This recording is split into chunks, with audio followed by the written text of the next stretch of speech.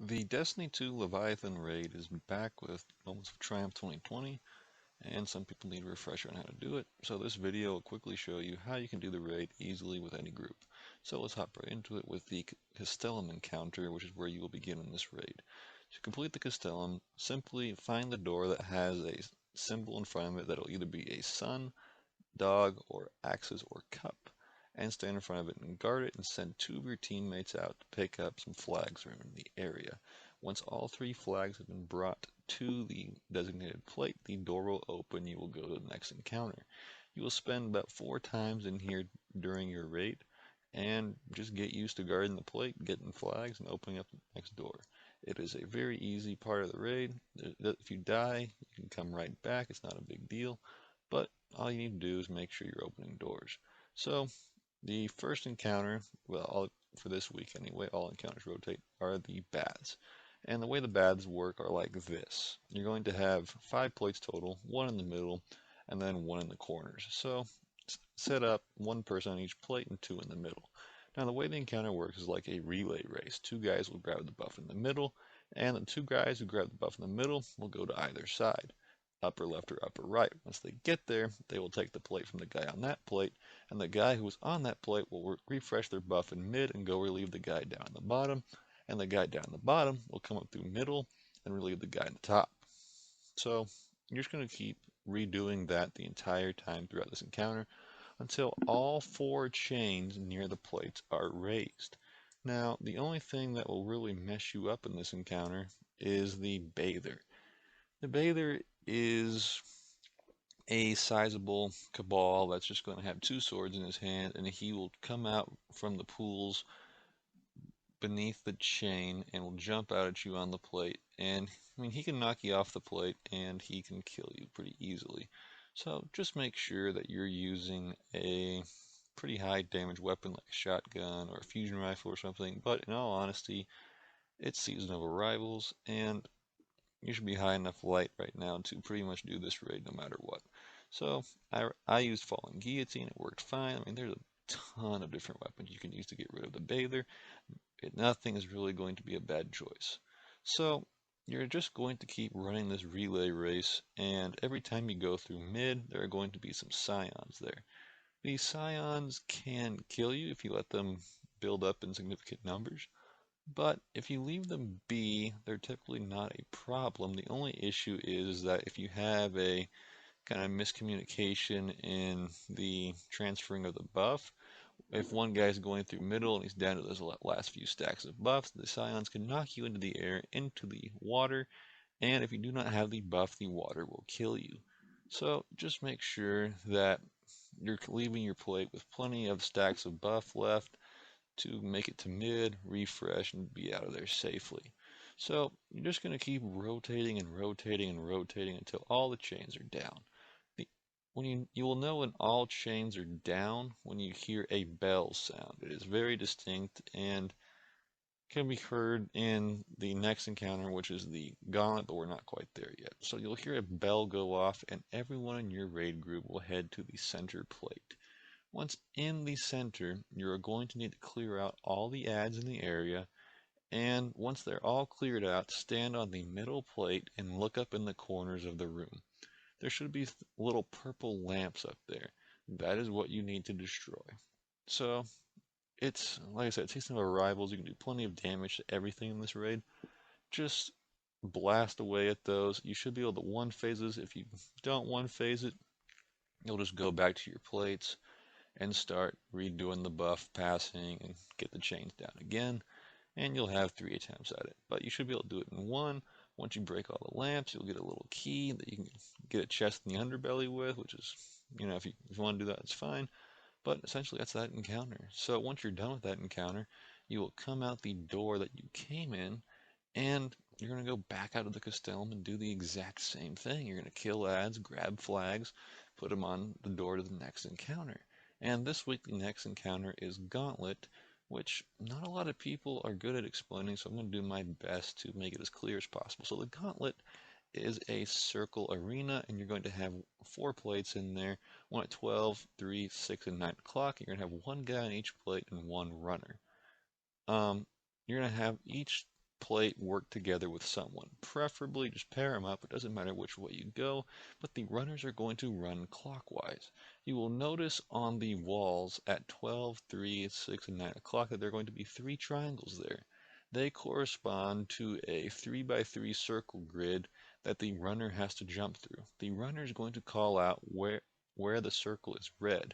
So if the runner calls out middle, the plate owner, the guy who is assigned to that plate, will shoot the topmost one, and the guy helping him will shoot the bottommost one. So if you call mid, the plate owner takes the top, the plate helper takes the bottom. If you call out top, the plate owner takes the middle, and the plate helper takes the bottom. And if you call out bottom, the plate owner takes the top, and the plate helper takes middle. So you just need to make sure you have that down. Now, the encounter itself is not too bad. It's just that one mechanic that really screws people up. So, when the encounter starts, there are going to be plenty of ads that spawn. I recommend using Wither Horde to clear them out. It does a pretty good job, but whatever you want to use is more than fine. For the shooting of the triangles on the wall, you're going to want to make sure that you have either a scout rifle or just an auto rifle. You just need something that can barely tap it and have it register. Any gun works, but just make sure it's one that you can use successfully and have plenty of ammo left over to still kind of deal with anything else in the room. So, really doesn't matter. It all comes down to kind of personal choice. But if you're in the main room, you just need to be worrying about the triangles. Now, you may be thinking, what are the runners doing? Well, the runner is going to go into the room after all the ads are clear. A Psionic Charge is going to spawn. He's going to grab it, go through a teleporter, and he's going to be looking at kind of this room in here. And there's going to be a symbol above this 3x3 grid, which is going to correspond to one of the animals in the room.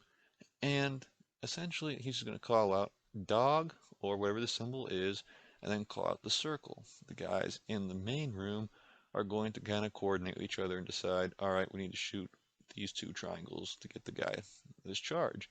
If they shoot the wrong triangles, if you call out top and they shoot top, you're going to lose the charge up there, and the Psionic Charge in your hand is going to get so close to detonating that you're going to have to make it to the next one relatively quickly.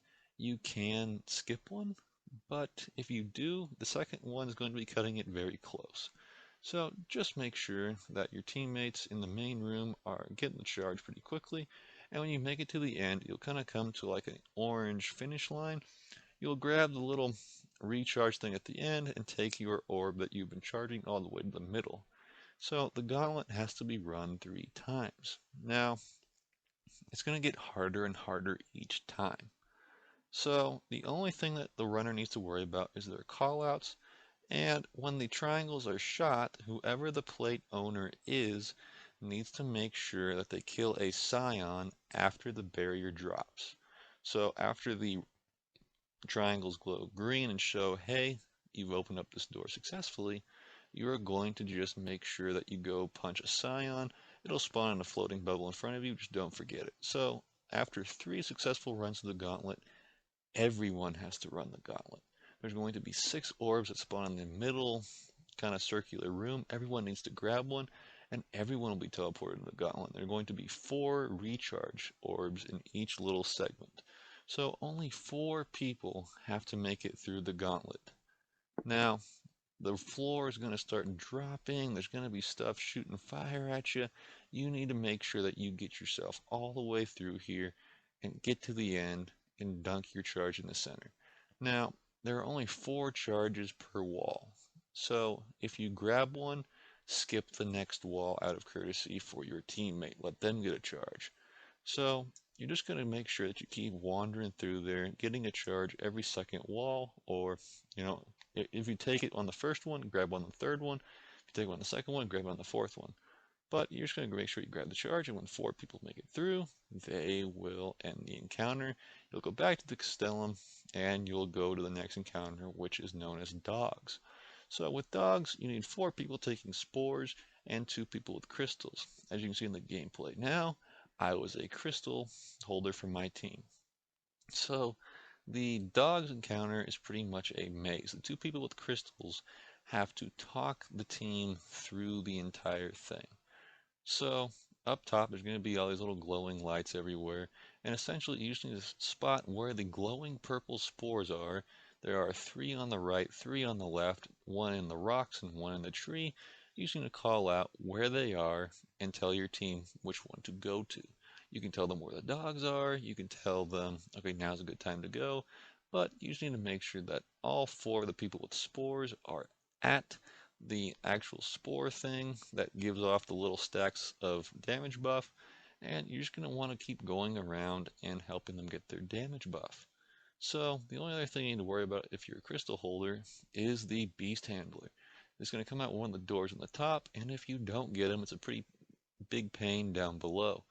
The beast handler will just show up to your 4 members of your team carrying the spores, and he will just sit down there and try to kill them. You need to make sure that if you're a crystal holder, you help them out with that beast handler immediately if you do not manage to catch it going out the door, because the beast handler can and sometimes will alert the dogs.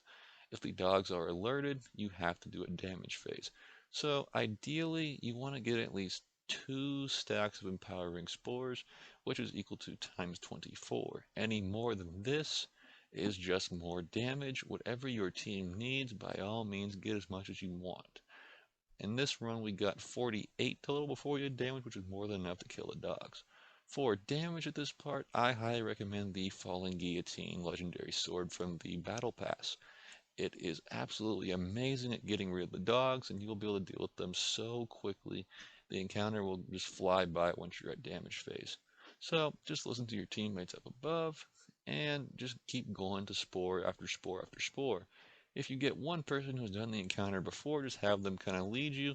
But if you wipe a few times, you'll kind of get the layout for where all the little spores are and everything, and you'll just kind of get a feel for it, and eventually you'll just get enough empowering spores to where you'll be able to finish the encounter. So you just need to make sure that you kill all of the dogs in this encounter, and then it will give you a key and the encounter will be complete. So that is pretty much dogs. Just make sure that you stay together if you're one of the spore holders, and just go around, get as many empowering spores as your team needs. So the final encounter of this raid is Kallus Himself.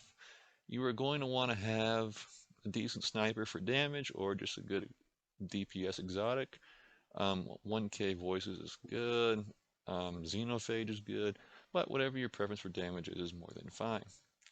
So for this encounter, you're going to want to have 3 people in the throne room and 3 people in Kallus's little realm that he teleports you to.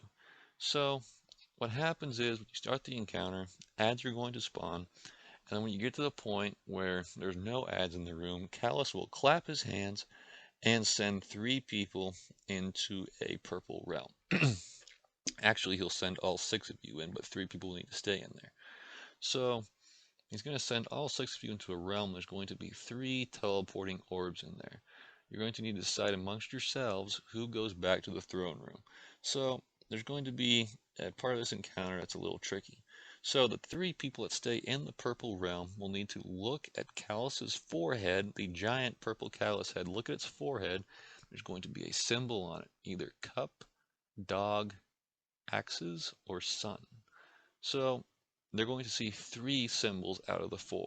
Whichever one is not called, there's going to be a scion with a symbol above its head that needs to be killed in the other room.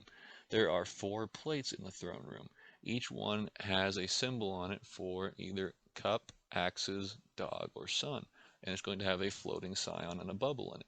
So the 3 people in the throne room are just going to punch the one that's not called. It is very essential that you do not have a lot of chitter chatter going on in the background, as everyone's going to need to hear this. Once you get all the scions punched 4 times, all the callouts done, the people in the realm are going to have to deal with Kallus spitting out a bunch of skulls at them. You're just going to want to shoot the skulls. The more skulls you have, the better your damage phase will be. So once you get out of there, the 4 plates where the scions were, you're going to use those as damage phase. So you're all going to start on 1 plate, and then you're going to move to the next one once the first one runs out, and you're going to use up all 4 of them. So just make sure that your team sticks together and activates 1 plate at a time, and just start doing damage. You will know how your damage is going based off of how, Kallus's face looks. Every time you kind of hit a mile marker, you're going to kind of see that he turns more and more into a robot, and that Kallus is not actually Cabal, he's essentially just a robot. So, I recommend running Double Sniper for this part. I was using Whisper of the Worm and Alone as a God, and it was working pretty well. But just make sure that, people aren't popping a bubble on the plate and more kind of off to the side. If you put a Well of Radiance on the plate, more than fine. But just kind of have your little support supers here and there. If you have like just anything works really. If you have like the Divinity or something, that's fine. It's not really necessary. Kallus's critical hit spot is not too hard to hit. But you're just going to keep going from plate to plate to plate and keep doing damage to him. It's really not that bad. You're just going to know when to move when he's about to shoot the plate that you're on. So if your team does not manage to one-phase Kallus, which is often the case because LFG teams, you never know what you're going to get. If you don't one-phase him, it's totally okay. You have 3 tries at it. You're just going to want to do the exact same thing. Send 3 people to Throne Room, send 3 people into the realm, and rinse and repeat, and then you'll just use the same 4 plates again for damage. So just keep on rinse and repeating until you and your team get it. My team got it first try. It took us 2 phases though because we had just some of us screwed up a few times, but you will get it in the end. It's just a matter of patience and how good your team is. There isn't really a specific super you need to use for any of the parts in this raid. It's all up to what you want to use, but it's really just rinse and repeat until Kallus is done. At the end of Kallus's kind of little wipe phase, he's going to put both his hands up in the air as you see in the gameplay, and he is going to summon a overshield on himself. It's going to go bright. He's going to start summoning kind of a big light over himself. When he does this, you need to shoot him, otherwise you are going to wipe. Don't screw this up.